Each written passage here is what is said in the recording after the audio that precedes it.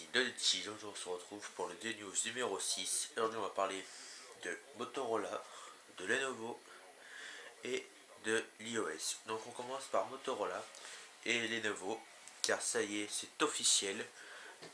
Lenovo vient de racheter Motorola à Google et ça a été annoncé hier par l'un de leurs PDG, Larry Page.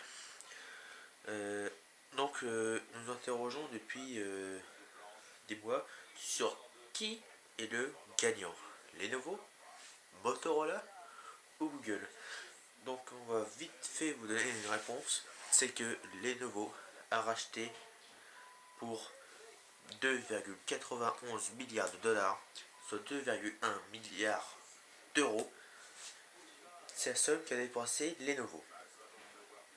Et la somme qu'a dépensé Google est de 12,5 milliards de dollars. Donc on voit directement qui est le gagnant, vu que Google a racheté Motorola il y a que 2 ans.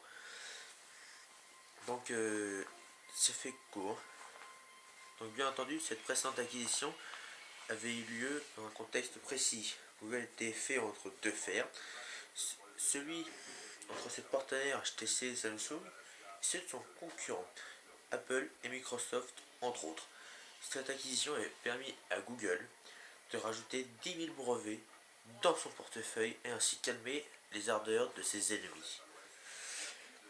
Donc maintenant on va parler de l'iOS et Apple. Donc Apple propose depuis hier soir iOS 7.0.5 pour l'iPhone 5S et 5C.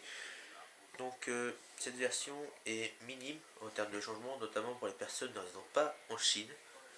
Néanmoins, une question restait au programme. Le jailbreak était-il encore possible sous cette version? Eh bien, attention, suspense. Et bien sûr que oui. Bien sûr que oui.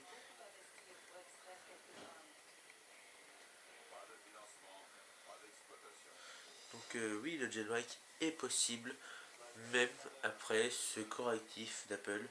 Donc c'est pas un correctif visant que pour ça.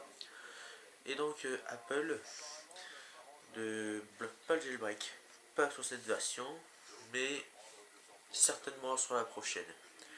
Donc voilà, c'était tout.